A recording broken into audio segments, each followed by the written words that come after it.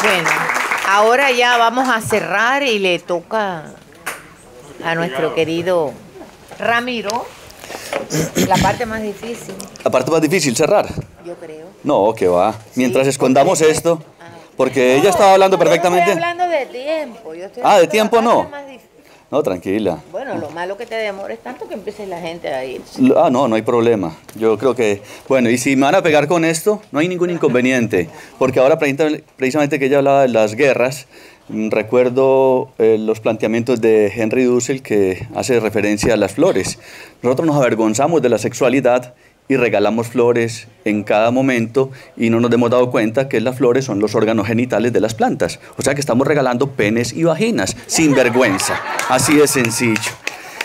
Y en ese orden de... ¿Entonces quiere decir el matamosco? Ese matamosca es en ese sentido, y perfecto, eso está perfectamente bien. Bueno, ahí sí, voy a hablar un poquito de lo que tiene que ver con la sexualidad en la familia, porque cuando hablamos de el rescate de la sexualidad, lazos del alma, y hacer referencia específicamente al rescate de la sexualidad, quiero hablar de lo que es la sexualidad sagrada, y cómo incluso nosotros no nos hemos dado cuenta o no hemos reflexionado en muchas oportunidades de esa implicación de lo sagrado en la sexualidad. Porque la palabra sacrificio viene de sacro oficio, es un sacro oficio. Y entonces cuando yo con mi amante, que por aquí está mi amante, Reyán, y yo siempre la presento como amante porque estudiante es el que estudia, caminante el que camina y amante el que está amando. Entonces en eso vamos fluyendo. Y en virtud de esa intención de rescatar la sexualidad sagrada, y como bien lo plantea y como lo ha hecho la doctora Amor, cuando ella desnuda su alma en su libro y en sus presentaciones, yo también voy a desnudar un poco aquí mi alma y voy a hablar descaradamente del paciente más impaciente que he tenido yo, que soy yo mismo.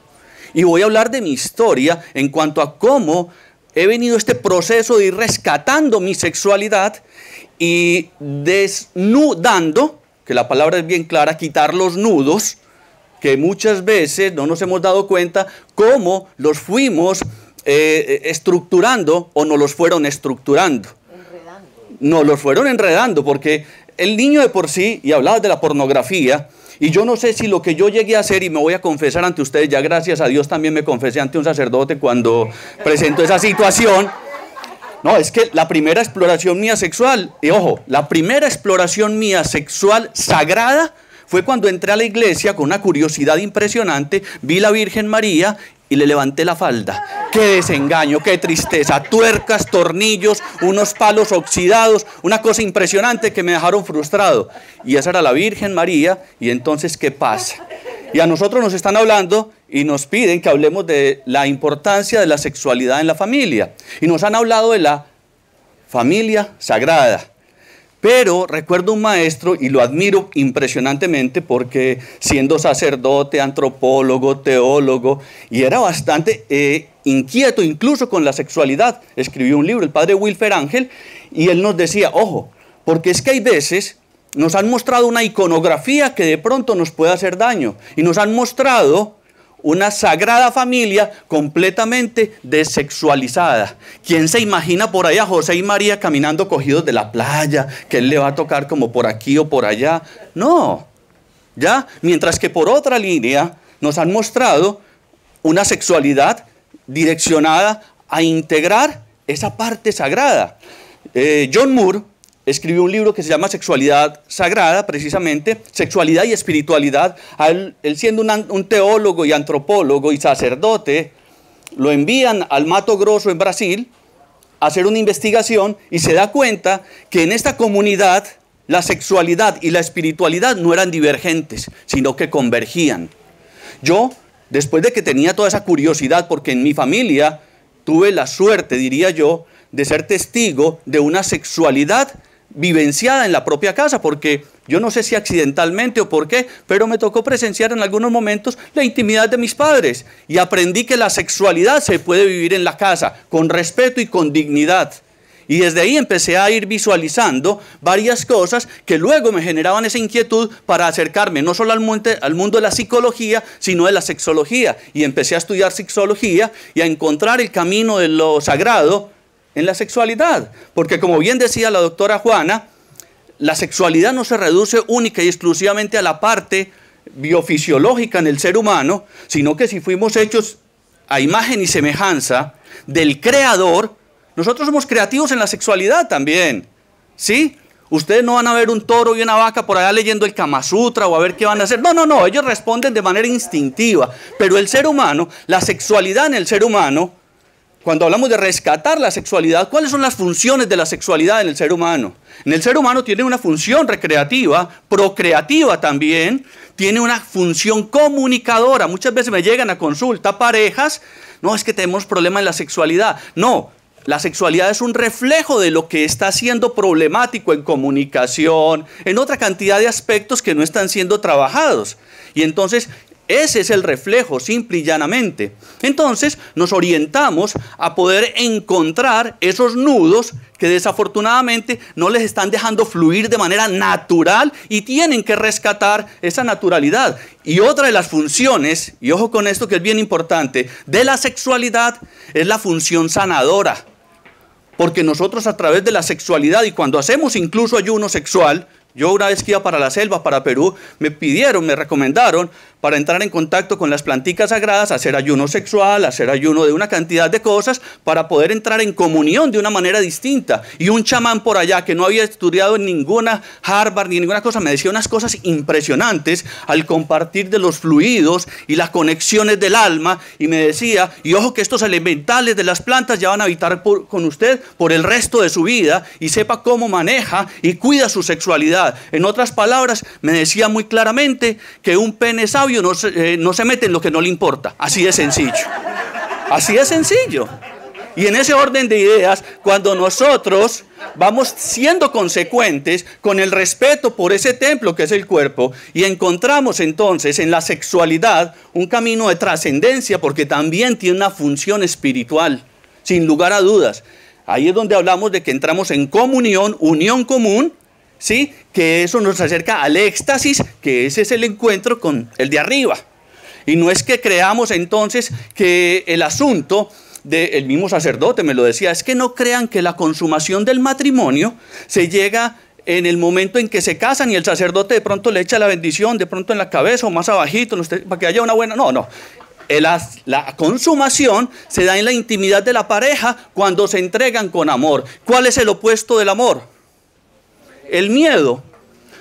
No porque lo diga Eckhart Tolle, no porque lo digan otros autores, no porque lo diga Deepak Chopra. El verdadero y auténtico opuesto del amor es el miedo, y nos lo explicaba Alberto Restrepo por una razón muy sencilla, porque nosotros con miedo no nos entregamos y el amor es entrega. Jesús se entregó por nosotros, ¿sí? Y en esa condición sagrada, cuando decimos que lo sagrado es esa comunión con lo trascendente y lo espiritual. A mí una vez una señora me decía en consulta, ay doctor, es que los hijos le pagan a uno tan mal, uno como se sacrifica por los hijos. Imagínese. Y le decía, sí, lo que yo hago aquí es un sacrificio, un sacro oficio. Y cuando nosotros aprendemos a vencer los miedos, entonces nos entregamos sin miedo, hay apertura, ¿sí? Y ahí podemos estar de acuerdo. La palabra acuerdo viene de cardio. Y cuando hablamos de recuerdos, es conectarnos con el corazón. Y desde ahí entonces, cuando entramos en esa comunión y esos lazos del alma con las constelaciones, por ejemplo, nosotros trabajamos este asunto para desnudar esas limitaciones que hemos venido estructurando y anclando por mucho tiempo. Y nos damos la oportunidad entonces de descubrir dónde fue ese punto de anclaje, cómo lo trascendemos y sobre todo, y ojo con esto, que ahí viene un asunto que es el que más nos ha limitado y que esencialmente nos limita para la entrega que tiene que ver con el miedo, y hay un asunto que antecede al miedo y es la culpa. Y ojo con esto, porque nos han llenado de culpa. Y lo que hacemos es culpable. Mijo, ¿y usted cómo se le ocurrió levantarle la falda a la Virgen María? Por Dios, vaya, confiésese, mijo. Y yo ya temblaba porque simplemente tenía una curiosidad. Y en ese orden de ideas, cuando yo estudié sexología, para hablar de sexología en la familia, yo recuerdo que yo tenía mis libros de sexología sin ningún inconveniente. Y una vez me pasó una cosa bien particular. Vamos a hablar de anécdotas. En una reunión que yo no estaba con mi familia, estaba la celebración de la primera comunión, de uno de mis sobrinos, mi hija llega y se le acerca a la tía más mojigata y le dice, tía, ¿usted le besa los genitales a mi tío? Mi hermana, que era la que estaba allá, Natalie, venga para acá, y la lleva aparte. Y le dice, mija, y después me cuentan a mí, yo no la voy a reprimir, yo no la voy a pegar. Digo, mira, mija, hay cosas que son de la intimidad.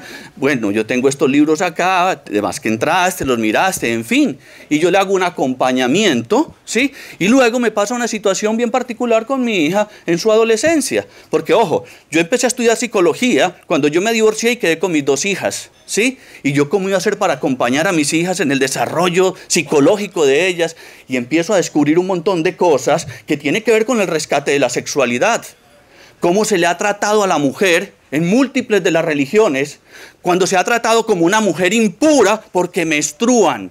Hasta a los hombres les da vergüenza, incomodidad tener intimidad con la mujer cuando está en el periodo menstrual. ¿Qué pasa?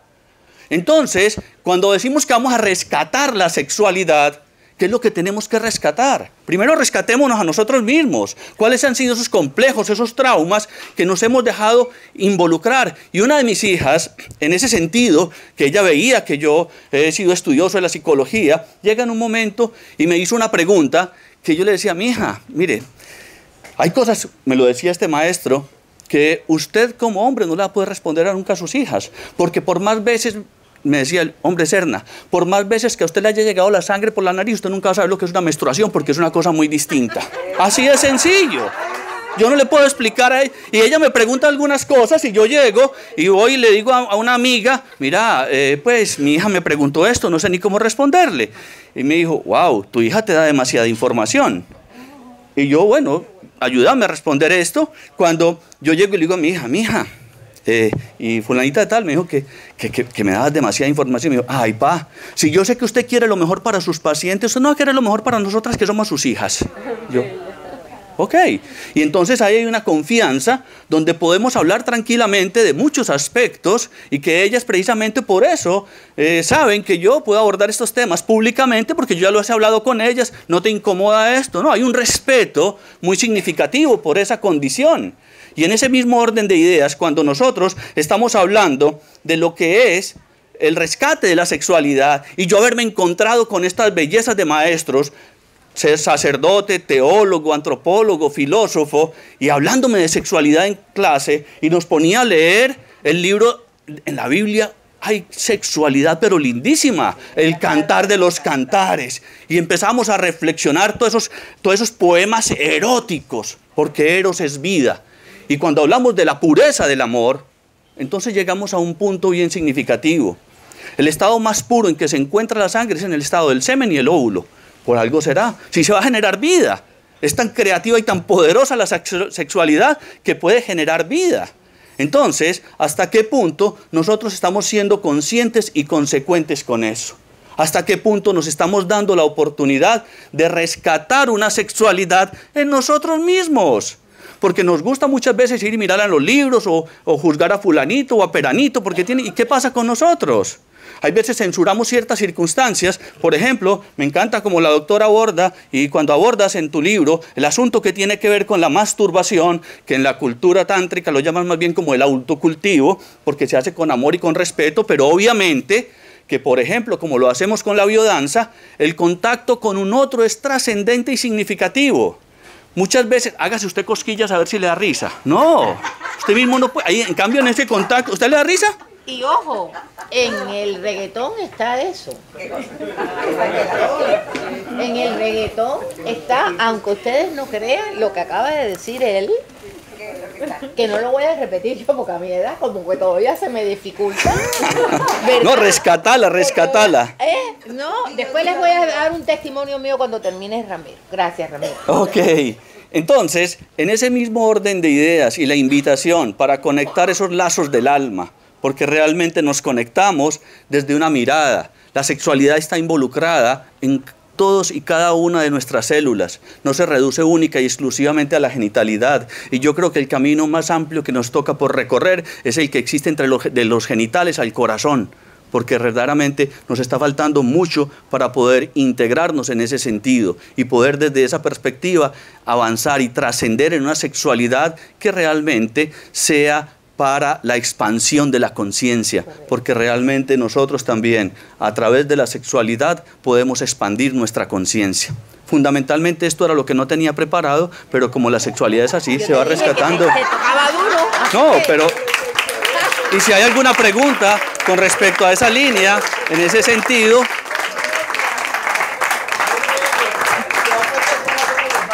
Bueno, esto... ¿Terminé? Pues yo creo que sí, no sé, sí, ya terminé, sí. Es que yo a veces le pregunto así a mí. Yo particularmente, honestamente te digo, me quedaría toda la tarde con el hambre que tengo oyendo. Ah, no, pues no sé. De verdad. Gracias. Esto, la verdad... Estamos ayunando. Sí, estamos ayunando, doctora, estamos ayunando. El testimonio. Mi testimonio es el siguiente. Vuelvo y repito, se acuerden de la edad que tengo, no la voy a repetir. Ya yo iba a cumplir 14 años, y voy a entrar al baño cuando me veo el percance de primera vez. Ajena, con 14 años, ojo, no sabía. 13 para 14. Mi mamá no estaba en la casa y llamo a mi papá. Yo siempre tuve muy buena comunicación con mi padre. Yo te entendí perfectamente lo que... Pero de eso nunca se me habló. Y lo llamo llorando porque yo creí que me iba a morir. Yo pensé que ya yo me iba a morir. Y mi papá llama a mi abuela y mi abuelita que es un ser, para todas las abuelas es lo máximo, obviamente. Pues ahí mi abuela me explicó en lo que pudo, porque también, ¿no? ¿Qué les quiero decir? Que por eso es tan importante eso que él acaba de decir, padre, hijo, hija. Todo es una comunicación de respeto, pero una comunicación. Por eso te di las gracias, porque es importante hacer hincapié de eso y llevarlo al universo, no solo... ¿Puedo agregar algo? Claro. Sí, y tiene que ver con lo que ella está planteando, porque vuelvo e insisto, mi gratitud a estos maestros, porque como les decía, yo quedé con mis 2 hijas y para mí no fue fácil hacer ese acompañamiento. Me leí un libro que me encantó, Mujeres que corren con los lobos, que me acercó mucho a varios procesos de comprensión del desarrollo psicológico, no solamente en las mujeres, sino en nosotros los hombres desde el lado femenino. Pero también agradezco a un gran maestro que me ha orientado en el aspecto también del desarrollo de la conciencia, el análisis de los sueños, y él me decía, ojo, en el momento en que a sus hijas les va a llegar su periodo menstrual, es probable que ellas tengan sueños eróticos, van a tener sueño con fuego, van a tener un tipo de sueños, y yo le dije, ok, y me dijo, y me recomendó un ritual. Y para mí fue muy lindo y yo agradezco que me hubiese dado esta orientación, porque efectivamente nosotros tenemos un restaurante en Medellín. Yo estaba trabajando en el restaurante cuando me llama mi hija, papi, me llegó el periodo. Y yo le digo, hija, qué alegría, felicitaciones, espérame que yo ya voy para allá. De ahí me voy yo para un supermercado, compro una tarjeta de bienvenida, unas toallas higiénicas, ¿sí? Una bolsita de regalo, voy y compro una cadenita de plata con un dije de una luna, porque ella estaba llegándole su luna. Y voy y la felicito, le abrazo y le digo, hija, qué alegría. Le doy la bienvenida a esta mujer que hoy está llegando a este hogar. Esta fecha, 16 de octubre, nunca se me olvida, es tan importante como tu fecha de nacimiento, porque realmente está llegando una nueva mujer a este hogar. Me he tenido pacientes que les han pegado que porque le llegó la menstruación. Mi hija, ay, esa es la cruz que nos tocó cargar, mi hija. Ay. Y añado más, cuando sucedía eso te decían, ahora sí que tienes que tener mucho cuidado. Tienes que mantener las piernas La culpa de que hablamos, mucho cuidado, como que te espanta. O sea, el día que te casas también sin saber a dónde vas, pues el cuidado que te metieron en la cabeza es como que te quedas paralizada. Y la mujer, es un proceso. Y la mujer primero no podía entrar a la iglesia y luego no podía entrar cuando tenía el periodo menstrual y una cantidad de cosas que no nos hemos dado cuenta. Entonces había una cantidad de cosas que yo decía, wow, inconcebible. Y por ejemplo, otro tema que si me das tiempo, unos 5 minuticos para, si la gente, si están de acuerdo, otro tema que muchas veces no se ha evaluado profundamente Y a mí me gusta, por ejemplo, con mi amada Reyán, nosotros hacemos rituales en Machu Picchu y actividades de crecimiento personal y trabajamos el tema de los valores. Y hay un valor que es bien importante que aprendamos a revisar, o por lo menos les hago la invitación. No me crean a mí, pero crean a la reflexión que ustedes puedan tener de este asunto. Y tiene que ver, por ejemplo, con el tema, el valor de la virginidad. El valor de la virginidad. Me decía una estudiante, profe, pero si la pusieron en muy mala parte. No, espérate un momentico, ¿qué es la virginidad? Vamos a mirar, porque es que muchas veces a mí me llega una vez una señora, y todavía se dan estos casos, mire doctor, yo me voy a divorciar, yo llevo 18 años de casada, mi matrimonio ha sido un infierno, desde que nosotros nos casamos yo no he podido tener plenitud, porque mire doctor, yo a usted no tengo por qué decirle mentiras, ni antes de casarme, ni después de casarme, he estado con un hombre distinto a mi marido, pero como la noche de bodas yo no sangré, entonces él empezó, que qué tapado el que le habían metido, que vaca ladrona no olvida el portillo, que quién sabe con cuántas más había estado, que cómo iba a poder confiar más en ella. Y entonces, cuando llegan a consulta, ya tenían 2 hijos y ella fue a consulta sola y yo le digo, venga, yo creo que para el proceso sería conveniente que su esposo también venga. ¿Será que él viene? Y me dice, sí, porque él lo escuchó en un programa de radio y entonces él fue el que me dijo que viniera, porque así como usted dice que así como uno llega amorosamente a la vida de alguien, ¿por qué no irse amorosamente de la vida de alguien? Entonces, por eso estoy aquí. Entonces, ok, perfecto. Y yo le dije, señora, perfecto. Yo le hago una preguntita, ¿cierto? Que su esposo es de esos de 2 cucharaditas de caldo, mano a la presa, y usted queda mirando, ¿y esa telaraña cuándo la vamos a quitar? ¿Ve? ¿Y aquello qué? Y entonces, me decía, ay, sí.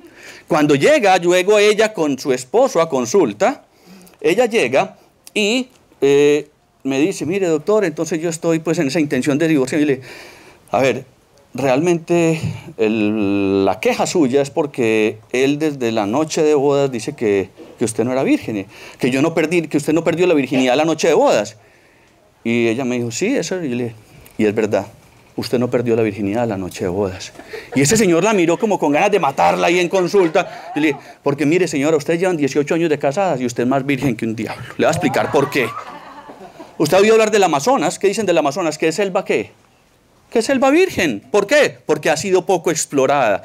Caballero, ¿usted cree que la virginidad se reduce única y exclusivamente al himen, a lo que tiene ella entre las piernas? La virginidad es mucho más. La virginidad nunca se pierde. La virginidad se descubre. Exacto. La virginidad no se pierde, la virginidad se descubre. Y yo les puse una tarea, que se fueran, por ejemplo, 4 o 5 días. Les dije, ¿cuándo fue la última vez que ustedes 2 solitos se fueron mínimo por 3 días y no a visitar la tía Mueca ni el primo Mocho? No, ustedes 2 solitos, no con nadie, a compartir con música, una cantidad de cosas. No, entonces les puse esa tarea. Cuando ella llega a los 8 días a la consulta y ella me decía, ay doctor, yo no sabía que yo era tan sensible por aquí atrás, ese hombre me tocaba y yo me estremecía, la cosa más impresionante. Ah, estabas descubriendo la virginidad de tu cuerpo, la virginidad de tu piel. Y él después me decía, como nosotros, porque yo la tarea que les puse, vea, ustedes van a estar 3 días por allá, se van a mirar, se van a hueler, se van a acariciar, pero ñanguis, ñanguis, nada, furunfar del todo, nada, nada, nada. No, olvídese, así simple y llanamente. Ah, bueno, cuando llega y después ella me dice, mire doctor, nosotros nos vimos desde el viernes, nos íbamos a quedar hasta el lunes porque era feriado, pero la verdad nosotros el sábado no aguantamos y furunfamos y le dimos aquello, ta. Y yo, ¿y cómo te sentiste? Me dicen, 18 años de casada, primera vez que tengo un orgasmo. Ojo, y hay un asunto bien importante. Luego él me decía, doctor, yo no sabía que conversar con mi esposa era tan agradable. Y yo, estabas descubriendo la virginidad intelectual de vos en ella, ¿ya? Porque ahí vamos descubriendo esas virginidades. Y hubo ayuno, pero sí, y es lo que hacen el Maituna es eso, el Maituna te pone un ayunito de 9 días, pero ojo, a uno, las que son psicólogos acá saben, a uno le llegan los casos como por etapas, como que todos parecidos, porque me llegó otra parejita que eran, y ella, la misma queja, pues, como que ella llevaba y no se habían podido tener, y ella llegó y tuvieron intimidad, y él llegó y le dijo, ve, y es que vos no sos virgen. Y ella le dijo, ven, y yo soy virgen y vos no sos San José, y esto no es un pesebre, ándate para la mierda de una vez, y lo mando para el carajo. Porque de eso se trata, que podemos ir más allá, explorarnos y trascender los conceptos, porque las palabras tienen poder. Gracias. Gracias a ti, gracias a ti. Para concluir lo que yo les estaba diciendo del reggaetón, porque todavía hay personas que me miran así asustada cuando yo hablo de reggaetón. Olvídense de la letra. la letra no tiene nada que ver con el ritmo. ¿Qué sucede con el reggaetón? Le ha dado la oportunidad, estamos hablando siempre de hacer las cosas con respeto, ¿verdad? Y hay personas que lo hacen con respeto y hay personas que lo hacen como quieran. El reggaetón le ha dado la oportunidad a la mujer de liberar esta zona que fue rígida por mucho tiempo por la culpabilidad. Demuestra. ¿Qué pasa? Al mismo tiempo, la posibilidad al hombre de aguantar su instinto animal, de que lo tiene, pero no lo puede tocar. Entonces, ahí sí, de verdad. Esa es la función del reggaetón. Y para mí, yo no me quiero quedar atrás. Yo estoy con la juventud y yo bailo reggaetón en mi casa. Ustedes creen que se ríen, pero yo les digo de verdad. Esto es algo impresionante, lo bien que uno se siente. Y me di cuenta cuando yo iba a Lady America y ponían reggaetón y yo veía a aquellas personas mayores, no yo, aquellas personas mayores, cómo disfrutaban. Y ahí fue donde yo me di cuenta de la liberación que estaban sintiendo de tantos años de frustración. ¿Sí? Pepi, pero es solamente para los blancos, porque los negros descubrieron eso.